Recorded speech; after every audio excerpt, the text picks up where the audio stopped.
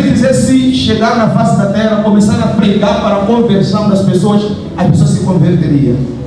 Mas Jesus, sendo o Filho de Deus, Jesus sendo Deus, ele vai precisar de homens para lhe ajudar no seu ministério.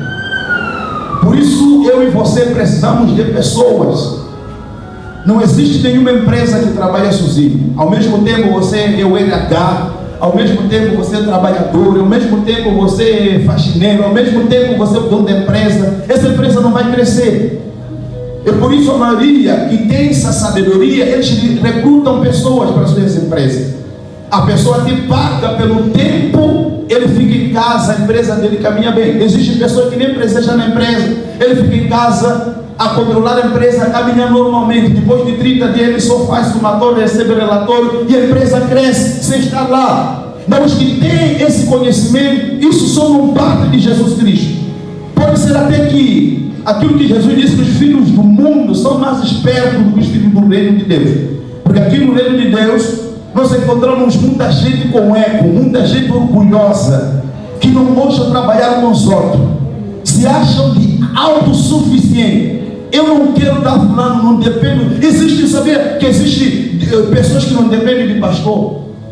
Sabia que existe membros que não dependem de pastor? Fala, ele dá conta dele. Existe também pastores que não dependem das suas lideranças. Eles acham que são autossuficientes. Mas Jesus, ele nos ensina algo de muita importância. Ninguém trabalha sozinho. Eu preciso de você, você precisa de mim. Dê glória a Deus. Todos nós precisamos de alguém. Próprio Deus, o Deus o Todo-Poderoso, ele poderia fazer o seguinte: que Adão caiu lá, então Adão faz outra pessoa, o mundo vai dar continuidade. Mas não, quando Adão caiu lá no Éden, a Bíblia fala que Deus, ele traz maldições, claro, para a serpente, traz também maldições para a vida da mulher, do homem, e ele olha para a serpente e diz: da semente desta aqui vai nascer um que esmaga na sua cabeça. Deus faz a promessa sobre o surgimento de Jesus Cristo. Automaticamente a comissão a qual Jesus deu os apóstolos para pregar a palavra de Deus. Próprio Deus precisa das pessoas para pregar a palavra, para que as pessoas se convertam. Se Deus quer te salvar, Deus não vem sozinho. Esqueça isso. Não existe isso de que Deus já lhe vir lá no teu quarto te evangelizar. Não existe de que Deus já lhe aparecer na rua para te evangelizar, para você crer nele e você se salva. Não. Deus usa pessoas. Romanos capítulo número 10, se você ler a partir do versículo 16, a Bíblia fala: porque a fé vem pelo ouvir a palavra de Deus. E a Bíblia continua dizendo: como ouvirão se não existe quem pregue? E como pregarão se não for enviado? Da glória a Deus. Então, para que você ouça e tenha fé em Deus, Deus quer pessoas para fazer a sua obra. Por isso nós precisamos também de pessoas.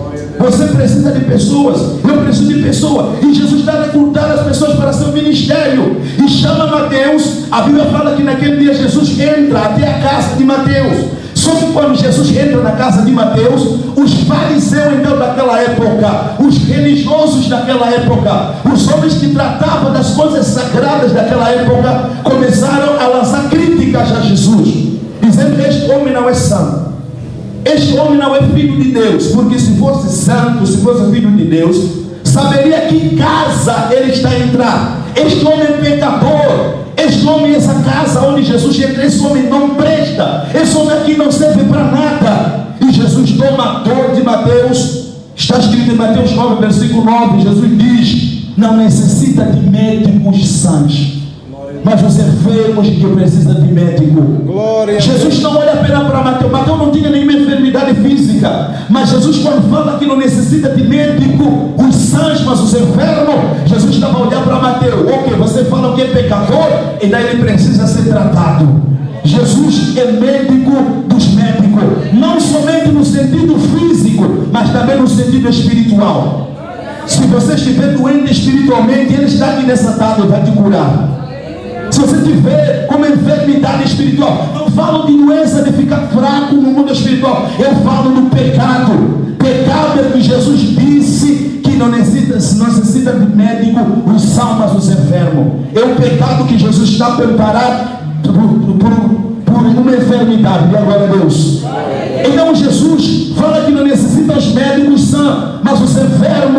E a partir daquele momento, Mateus, ele trabalha no ministério de Jesus. Mas segundo os historiadores, eles dizem que depois da morte e a ressurreição de Jesus, o mundo começou a entrar numa fase caótica, porque começaram a surgir falsos profetas. Eles diziam que Jesus que veio morrer na cruz de Carvalho não era o Filho de Deus.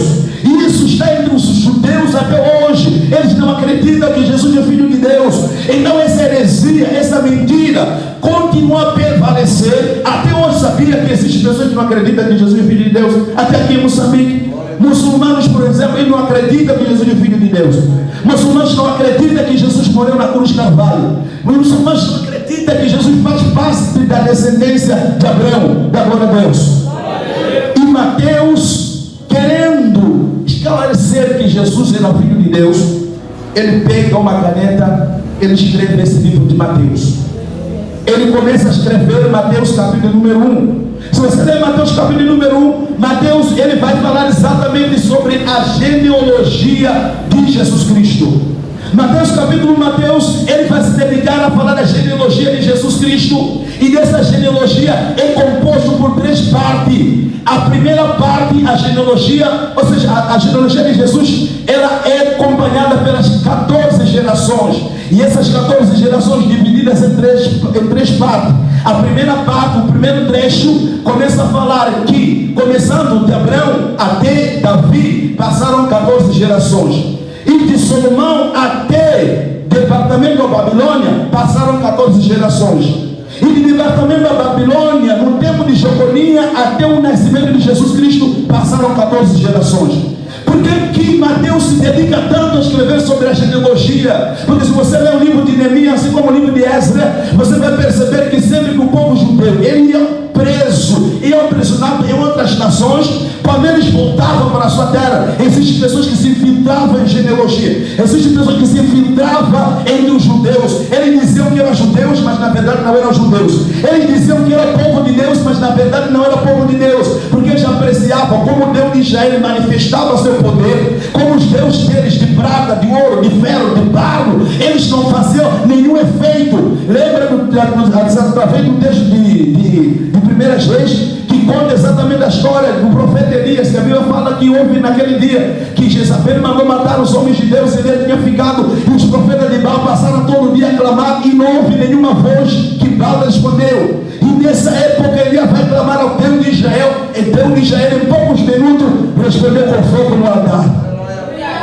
Então algumas nações eles apreciavam a maneira do nosso Deus trabalhar, e eles se infiltravam em gerações de Menteu, que era de tribo de Benjamim.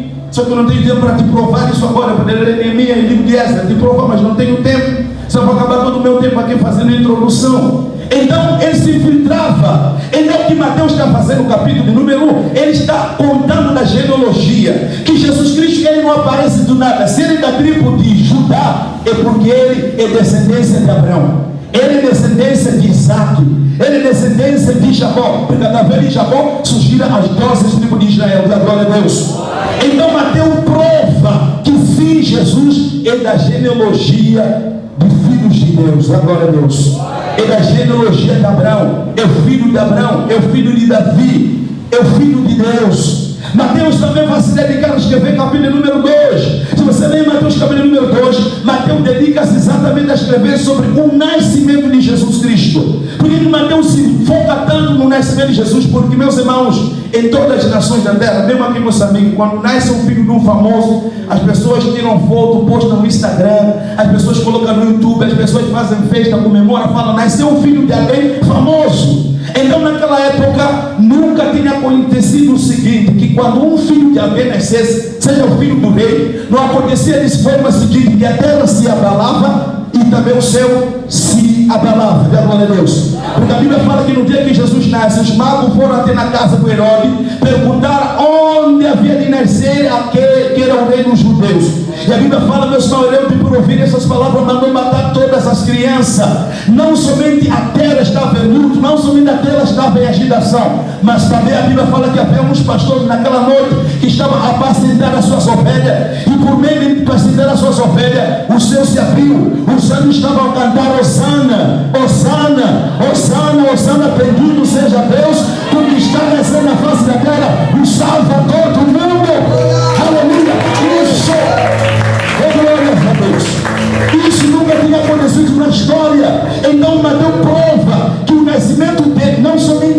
foi agitado, até o chão ficou aberto. Os que apareceram glorificando a Deus através do nascimento, porque esse era o Salvador da humanidade.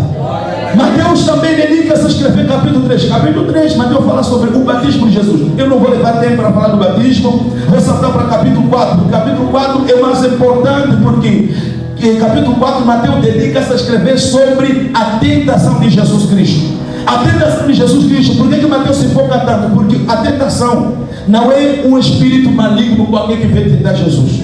Não é pomba gira, não é Maria Molada, não é capa preta, não é chucaveira, não é qualquer outro espírito mau, espírito maligno de Isabel, de Antônia, não sei de quem, que vem para tentar Jesus, não. É o próprio Satanás. Talvez você não sabe, Satanás fez cair muitos homens de Deus na Bíblia. Satanás, quando ele encontrou com Adão e Eva, caíram.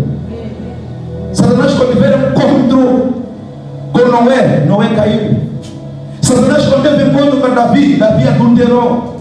Satanás, quando teve encontro com Salomão foi idólatra e pegou quase 1000 mulheres. Satanás, quando teve encontro com Sansão, com toda a força que ele tinha, Sansão se vendeu. Dá glória a Deus. Todos os homens da história que tiveram encontro com Satanás, Satanás os fez cair. Qualquer tentação, Satanás os fez cair. Mas quando chegou para Jesus, Satanás pensou que ele fosse uma pessoa qualquer. Chegou e colocou todo tipo de tentação. Faça isso aqui, que eu faço isso. Jesus vai olhar para ele e disse: não, também está escrito. Transforma pedra em pão. Jesus, também está escrito. Então faça isso aqui. Jesus, está escrito lá no Salmo que se você saltar daqui para baixo, o Deus está escrito assim, que Deus dará o seu ordem a seus anjos para que possa te segurar, para que você não possa tropeçar nas pedras. Jesus disse: também está escrito que não tentarás o Senhor teu Deus. Satanás colocou todo tipo de tentação para Jesus. Jesus é o único que não caiu em pecado.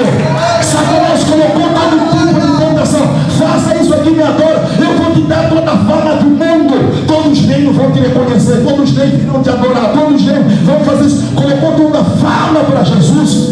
Jesus não caiu na fama.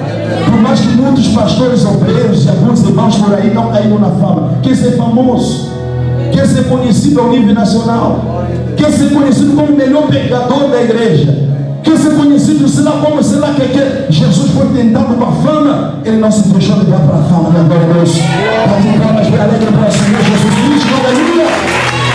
Pode glorificar a Deus. Mateus escreve capítulo 5, ele escreve quando Jesus estava naquela mensagem que nós conhecemos, Sermão do Monte. Só que eu não vou levar tempo, porque meu tempo já está indo embora. Não vou falar do Sermão do Monte. Se nós temos capítulo 6, Jesus também estava no Sermão do Monte ensinando. Se nós temos capítulo 7, Jesus ainda estava no monte ensinando o Sermão do Monte. E glória a Deus. Agora chegamos no capítulo 8 que nós lemos. O versículo diz: e descendo ele do monte, seguiu uma grande multidão. Quando ele desce do monte, muita gente lhe segue. Por quê? Porque onde ele passava, as pessoas sabiam e tinham testemunho de que aquele tocava era curado. As pessoas tinham testemunho de que a quem tivesse encontro com ele, se tivesse demônio, a pessoa era liberta. As pessoas tinham testemunho, se ele tocasse em seco, os secos se enxergavam. As pessoas tinham testemunho, se ele tocasse uma pessoa que tinha um problema de fluxo de sangue, o sangue estancava. Pessoas tinham testemunho que ele fazia grandes obras, tocava em mortos, os mortos eram ressuscitados. Pessoas foram ver Jesus transformando água em vinho, Jesus fazendo muitas obras, transformando, seja multiplicando pães e multiplicando os peixes. Pessoas viam os milagres que ele estava fazendo. E não eram milagres fingidos, não. Muita gente hoje finge milagre. Finge milagre, faz um videozinho ali para postar no Instagram. Aí as pessoas ficam assim: a igreja está acontecendo milagre. Não era aquela coisinha de fingir, não. Era milagre verdadeiros. Dá glória a Deus. Será que esse Jesus mudou? Se ele fazer milagre, não pode fazer milagre na sua vida? Se ele curava, você não pode ser curado. Se ele que batiza com o Espírito Santo, você não pode ser batizado com o Espírito Santo. Dá glória a Deus. Então ele está aqui nessa noite. Qualquer coisa que estiver aqui do maligno, ele vai remover fora. Porque o poder é sobre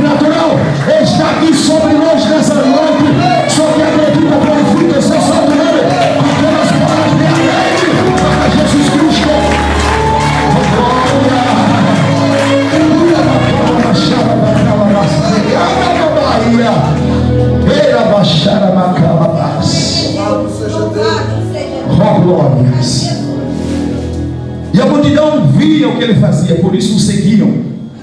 E a Bíblia fala, meus irmãos, que quando ele descia do monte, veio em seu encontro um homem que era leproso. Aqui eu coloco o tema da minha mensagem: uma oração eficaz. Ou, em outras palavras, um pedido eficaz. Porque nós vamos encontrar este homem aqui, porque tem pessoas hoje na igreja, estão 5, 4, 7 anos a orar, para o mesmo problema não passa. Temos pessoas dentro da igreja que estão orando, pedindo a Deus, não tem resposta. Mas nós estamos a encontrar este homem que era leproso, que ele teve encontro com Jesus. Veja só, em 4 versos a igreja estava curada. Pouco tempo que ele teve com Jesus, estava curado. Pouco tempo que ele teve com Jesus Cristo, o problema dele estava resolvido. O que tinha de especial neste homem leproso? O que tinha de tão especial na vida deste homem que em poucos minutos que ele teve com Jesus Cristo, ele foi atendido a sua petição? Dê glória a Deus. Eu sempre falo que existem pessoas no nosso dia que são mais piores do que próprios demônios. Porque se você ler a Bíblia Sagrada, a Bíblia fala que os demônios, quando Jesus encontrava, por exemplo, ao homem, Marcos capítulo 5, ao endemoniado Gadareno, os demônios vieram para Jesus e disseram: nós te conhecemos, você é o Filho de Deus, viesse antes do tempo para nos botar fora, para nos atormentar. Nós estamos a pedir que não nos faça mal, mas nos envia no corpo dos porcos. Sabe o pedido dos demônios? Jesus não disse não. O Jesus disse: tá bom, vamos. Jesus entendeu o pedido. Dê glória a Deus. Demônios fizeram o pedido, Jesus atendeu o pedido dos demônios.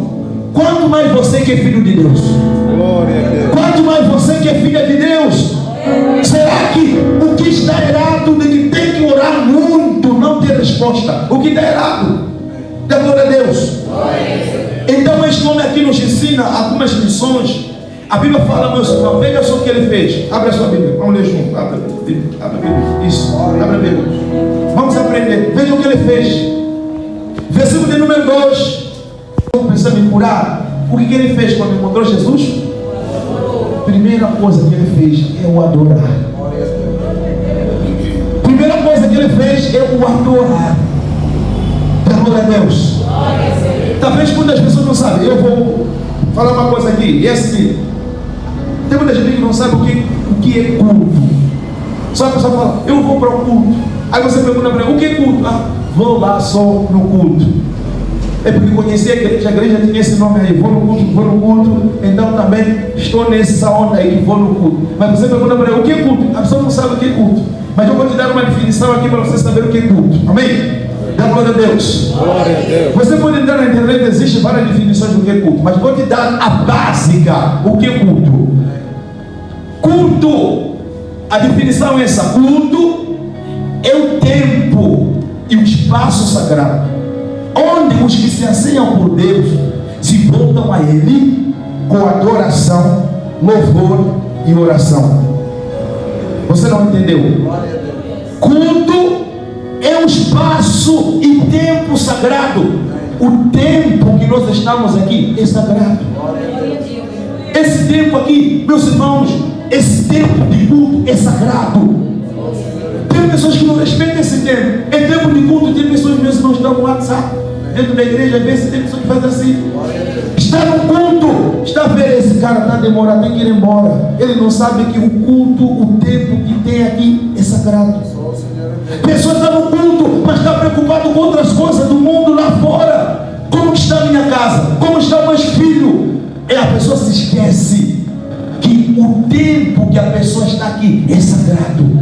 Sabe o que é coisa sagrada? Algo que é separado só para Deus. Glória a Deus. Coisa sagrada é algo que foi separado para Deus. É por isso, meu irmão, minha irmã, por favor, nunca use esse tempo que é de culto para fazer outra coisa. Nunca use esse tempo que é de culto para conversar com alguém no WhatsApp. Nunca use esse tempo de culto para atender coisas de casa. Separa esse tempo para teu Deus. Bate palma para o Senhor Jesus. Separa esse tempo para teu Deus. Por isso no nosso dia nós vimos pouco Deus manifestando, porque a gente não leva com sinceridade nem temor as suas coisas. Não levamos com sinceridade e temor as suas coisas. Tratamos Deus como segunda opção. Primeira opção é minha casa, primeira opção é meu dinheiro, primeira opção é meu trabalho, primeira opção é tudo que eu faço. E colocamos as coisas de Deus na última opção. Por isso, se a gente não considera as coisas de Deus, e nós queremos que Deus nos considere, é glória a Deus. O tempo que você está aqui é sagrado. A definição ainda continua: é o tempo sagrado e o espaço sagrado. O espaço que nós estamos aqui é consagrado. Essa casa, a partir do momento que se fez igreja, esse altar, tem alguém aqui com o microfone, o pastor estava aqui com o microfone, esse espaço já é sagrado. Se há muito tempo era bar, era quiosque, era não sei o que, já não é mais quiosque nem bar. Esse lugar aqui já é consagrado para Deus. Diga glória a Deus. Bate palma mesmo assim, Jesus. Esse lugar já é consagrado a Deus. E se nós não temos esse conhecimento e tratamos essa casa como lugar para quê? Como que nós queremos que Deus manifeste? Se nós nem valorizamos essa casa, tratamos essa casa como lugar de encontro, tratamos essa casa porque não tem outro lugar para fazer encontro com minha namorada, então eu faço encontro na igreja. Tratamos esse lugar como lugar de encontro, como não tem um encontro com a minha namorada lá fora, eu vou marcar encontro na igreja. Eu te vejo depois do culto, vai no culto hoje, depois do culto eu te acompanho, aproveitamos ali fazer os beijinhos. Diga crema em Jesus. Esse lugar é santo, essa casa é santa, o lugar que você está santo, e a adoração dele é ser santa, da sua presença. Olha, esse lugar é santo, merece temor de Deus, merece temor de Deus. Mas se a gente não leva isso em consideração, vamos ser como qualquer igreja por aí. Se a gente não levar em consideração, vamos ser como qualquer pessoa por ali. É por isso, a definição, meu irmão, é linda. É o tempo e o espaço sagrado, e a definição continua: onde os que se anseiam por Deus, veja, onde os que têm sede de Deus se voltam para Ele com adoração, louvor e oração. Os que têm sede por Deus. Se você não tiver sede de Deus, não venha para o culto, meu irmão. Culto precisa de pessoas que têm fome de Deus. Não aqui que está lá para pastor Oliveira que eu cheguei, não. Não para estar lá porque alguém senão vai dizer que fatei na igreja, não. Aqui você precisa chegar aqui com sede de Deus, com fome de Deus. Eu quero Deus, eu quero o Espírito Santo, eu quero Deus na minha vida. E a glória a Deus. Nós precisamos estar aqui com sede. Onde que se acerta por Deus, se voltam a Ele com o quê? Com oração, adoração e louvor. Quer dizer, quando nós estamos a louvar, você precisa saber que isso estamos a fazer para Deus. Quando estamos aqui a dançar, é para Deus. Se estamos aqui a cantar, é para Deus. Oração, sabemos que se alguém diz fecha os olhos, vamos orar, estamos a dirigir as nossas preces a Deus, não a homens. Estamos a fazer nossos pedidos a Deus. Dê glória a Deus. A definição termina: e os que têm sede por Deus para adoração. Tem muita gente que vai chegar na presença de Deus, não adora a Deus. Adoração, tem muita gente que não adora mais a Deus, porque a pessoa pensa, cantei é suficiente. Não, adoração não é cantar. Adoração é um estilo de vida. Adoração é o quê? É o estilo de vida. Adoração não é você ter uma cara aqui dentro e lá fora ter outra cara, não. Adoração não é você ser outra pessoa lá fora e dentro daquela igreja você ser outra pessoa, não. Adoração é quando você é santo aqui e santo lá fora. Isso é adoração. Diga glória a Deus. Adoração não é apenas cantar, adoração é estilo de vida. Diga glória a Deus. Quando você santifica a sua vida, quando você consagra a sua vida a Deus, você está o adorando. Mas tem muita gente que pensa adoração é só levantar a mão só. Adoração é estilo de vida. É por isso que esse leproso, esse homem que era leproso, era inteligente, meus irmãos. Ficou, parece que ele sabia a definição do que é culto. A Bíblia fala, logo quando ele teve encontro com Jesus, chegou lá o adorando. Não chegou para fazer outra coisa, chegou, começou a fazer adoração a Deus.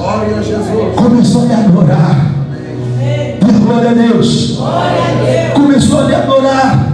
E a Bíblia fala, meus irmãos, enquanto o adorava, na sua adoração ele dizia o seguinte: Senhor, veja só, a adoração começou a dizer a Jesus que era o Senhor, não disse o filho de Davi. Ele disse Senhor, por quê? Porque a palavra Senhor, quando há muito tempo ele se chamava alguém que era Senhor e servo, automaticamente estava na condição de que essa pessoa tinha autoridade sobre você.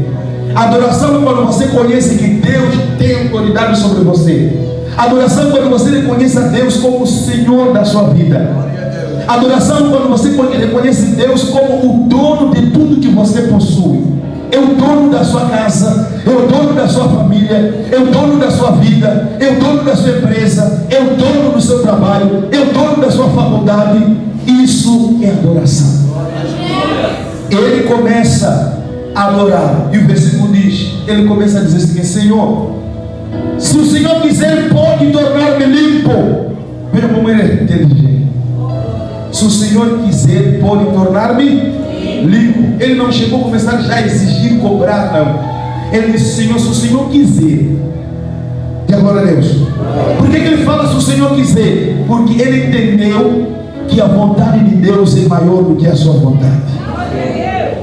Se Deus quiser fazer, pode fazer. Mas também se não quiser fazer, eu lhe adoro mesmo assim. Não lhe adoro por aquilo que ele faz, eu lhe adoro porque ele é meu Senhor. Diga glória a Deus. Por isso, se o Senhor quiser, pode tornar limpo. Ele quer ser curado, ele quer uma bênção, mas ele deixa todas as coisas na condição de Deus. Se o Senhor quiser que a tua vontade seja feita na minha vida, eu, quando ele quer ser curado, sim. Se o Senhor quiser curar, me cure. Mas também se o Senhor não quiser me curar, mesmo assim eu vou te adorar. Porque tem muita gente que fala: não, eu só vou na igreja se Deus ser curado.